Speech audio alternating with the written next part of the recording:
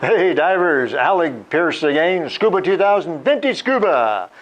All about old stuff, neat old stuff, because this is where scuba diving began. There's a whole reason for this particular playlist is to, first of all, to show you some of my vintage collection, some of the old scuba equipment I've collected over my almost 60 years of scuba diving, and also to share it with you because some of it is pretty interesting. In fact, Kevin suggested this particular episode. He said, why don't you bring us some of your odd stuff, your weird stuff. So what I have here today is 4 things that you're going to shake your head at and say, my God, I don't believe it. But trust me, it's absolutely true. You'll see in just a minute. We're going to start with something that actually you can relate to. Some of you scuba divers have been around for a while. You've been to a couple of dive stores. You may have seen a device called the spare air. The spare air is fairly common. It's sold internationally, as a matter of fact. And what it is, essentially, is a very small tank of air that you can carry with you. Very small, and not as big as a loaf of bread. And you can tuck it into a pocket or hang it off your BC or something. And on the top of this little tank of air, which is filled to 3,000 psi, is a regulator. And if you have some kind of a difficulty underwater, meaning out of air, which is, trust me, is a difficulty, then you can grab your spare air and pop the mouthpiece into your mouth and breathe. Now, you can't breathe for long, not for long. The spare air is only designed to give you a few minutes, like 25 or 30 breaths of air, just long enough, hopefully, that you'll be able to sort out your problem. Find your buddy, get to the surface maybe, or whatever it happens to be. And the spare air is quite common. It's not a bad safety device. If you are in a situation where you think you might run out of air, then the spare air might be a solution for you. And people think, that's wonderful. Wow, that spare air came out a few years ago. It's a great idea. Well, I got news for you. As I have discovered in 60 years of scuba diving, there aren't many things that are brand new. They may be better, new materials, better development, more technology, but not necessarily a new idea. As a matter of fact, the first item I have to show you today is called spare air. Well, not exactly. It's called Snorkair. Okay? It was made by a company called Healthways way back in the 60s, early 60s as a matter of fact. So here we have the box, the original box, Healthways Snorkel-air, self-contained underwater breathing apparatus. Wow, that's pretty neat. I wonder if that's where the word scuba came from. Scuba, you have to realize the word scuba, this made-up word, scuba, was not around in the very beginning. We were called lung divers, because scuba hadn't been invented. Eventually, the word scuba was developed, and we started to use the word scuba. But this was a neat device that you could buy back then called a Snorkel-air. Well, what the heck was it? I say it's a spare air with a snorkel. Okay, take a look. Here we go. 60 years old, almost. An air tank. Look at that. Healthways Snorkel-air. This is actually an air tank, just like your scuba tank, a small version of your scuba tank. And you fill it with air, and it's pretty straightforward. 1960, so this is pretty old. So here you have a tank, and it has some straps on it too. So I guess you're supposed to strap this onto your body. Sure enough, you could actually strap this beside your scuba tank. You see that tank? These 2 straps are almost exactly the same size as a scuba tank. So the intention was you could strap this to your scuba tank, just as the spare air often is today, or a pony bottle. You've seen pony bottles. A little extra tank of air strapped to your main tank. That's exactly what this was 60 years ago. You see, things aren't new. And on the top of this, there's a valve. And on top, the valve has no knob. How do you turn the air off and on? Well, you don't. You actually screw the regulator in. There's a regulator on the very top, and here's the regulator up here with a mouthpiece, little exhaust valve underneath, so just like spare air. If you had a problem, you could reach back, grab your Snorkel-air, put it in your mouth, and start breathing. Pretty neat. So there you go. A spare air, redundant air supply 60 years ago, almost 60 years ago. So what made this one different from what we have today? Well, it has a snorkel. That's right. If you got to the surface and you didn't want to use up your spare air, yeah, that's right, then you would use your tongue, flip this lever up, and breathe through the snorkel and save your spare air. Pretty slick, huh? Spare air doesn't have that, or pony bottles don't have that. I think this is better than the brand new 2016 version of redundant air supply. Pretty neat. Healthways Snorkel-air from 1960. Okay, so there you go, Kevin. You happy now? There's an odd thing from a long time ago. Let's take a look at something else here. This is pretty neat as well. Now, you may laugh at this as well, but remember when scuba diving first started, it was the sport. There really was nothing that equaled it for excitement and danger. Ooh. In the old days, everybody thought that scuba diving was risky. It was just for he-men, you know, and daredevils, scuba divers and bikers, you know, bikers and pilots and those people who kind of risked their lives every time they went out. They were all lumped together. And we know today that scuba diving is safer than most sports, safer than tennis, for gosh sakes, and that it's a family sport. But in the old days, scuba diving was really, really exciting. So everybody wanted to try it. You know, they were a little bit afraid of it, they wanted to try it. And there were lots of things available for people to get the feeling of scuba diving. This particular device I'm going to show you next was actually for kids. That's right. So if you were one of those daredevils who was a scuba diver, and your little son or your daughter, and they said, "Wow, Daddy, I want to be a frogman too." Well, what you could do, you could go to your local dive store and you could buy a surf lung.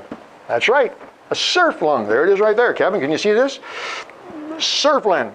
Surf lung. For surface breathing, a replica of Captain Cousteau's famous aqua-lung.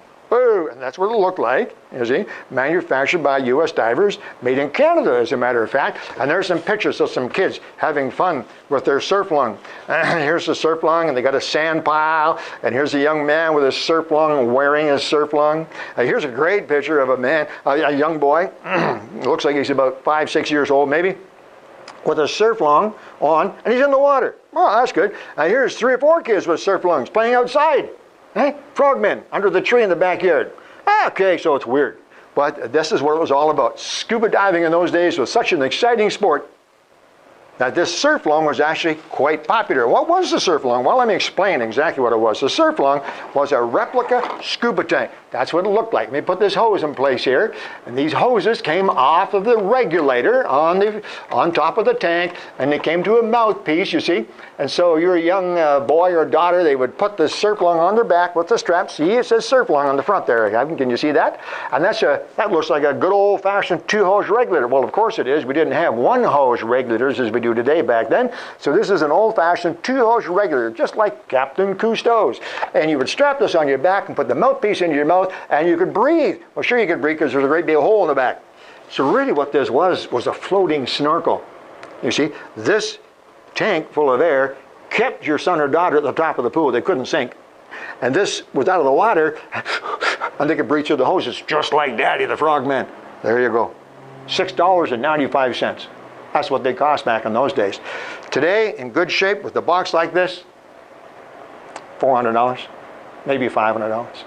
A toy, but a serious toy. Come on, serious. Here's an ad, as a matter of fact, that shows a surf lung, $11.95. This must have been a later ad. Here's an ad that shows the surf lung there, explains how it's used. You got your fins and your mask, and on the surface and in the backyard, the surf lung. Pretty neat, huh? But weird, you got to admit.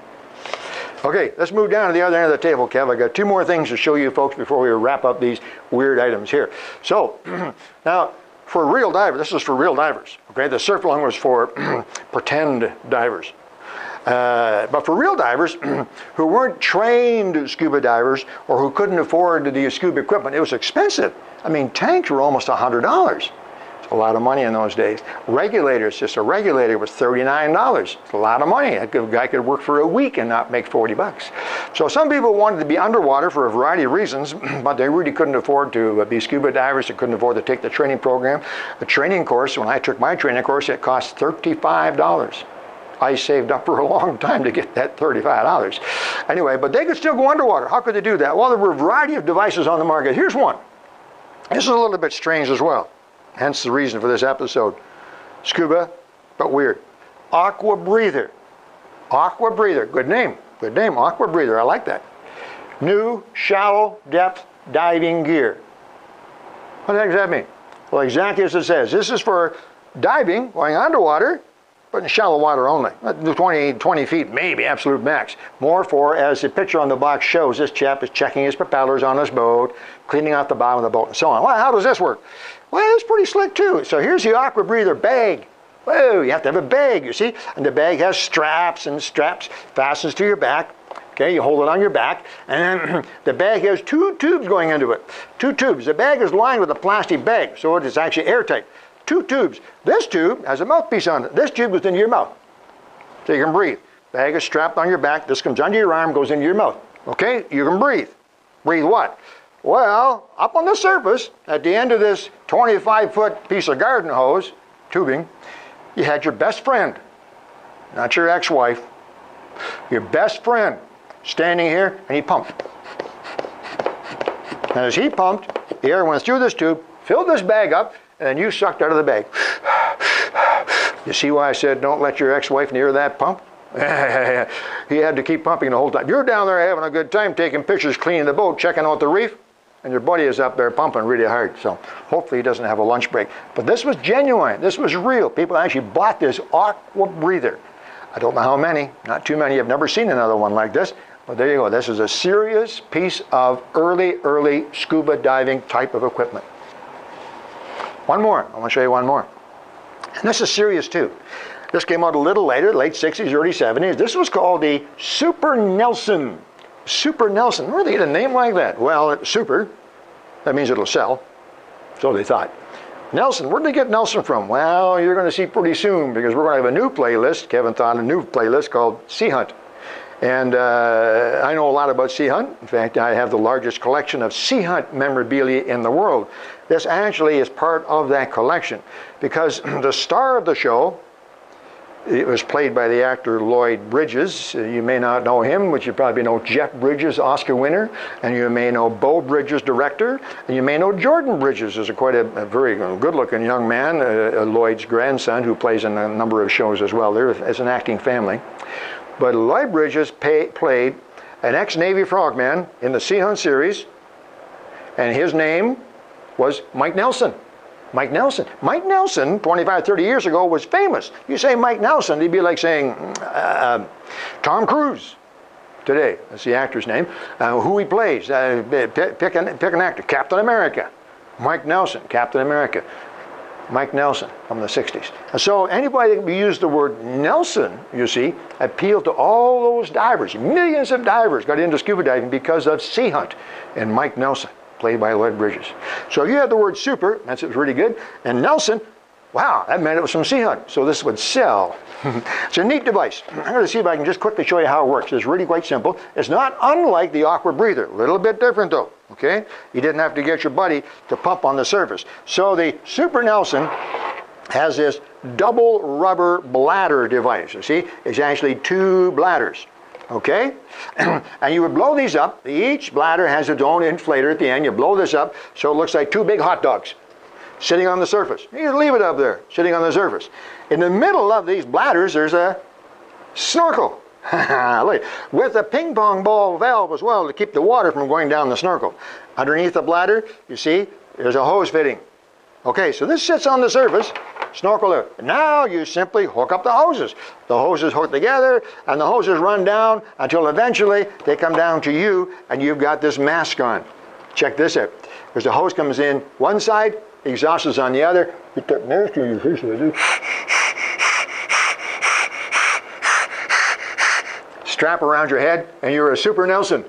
You can actually go down, not too far. The hoses are only a few feet long, but you could actually get underwater and swim around. You didn't have a tank of air, but you could breathe from the air from the snorkel and the surface. It was a whole lot of fun. Sort of, some people would say it's a toy, but some people actually bought these because they wanted to get underwater. They wanted to take pictures and see what was down there, check out the boat, whatever they wanted to do.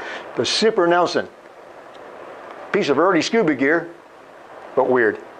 Anyway, there's a few items from my vintage collection that are definitely odd. You probably never ever see these anywhere else. I don't think so anyway. I know one of my good vintage diver buddies has a Super Nelson. I've seen a couple of surf-lungs, but not too many Snorkairs. I've never seen another Aqua Breather. So this is all kind of interesting stuff. I hope you've enjoyed this a little bit. Gives you an idea of some of the interesting and neat, and definitely, I'm the first to admit, weird stuff that existed in the early days of scuba diving. There's lots more coming.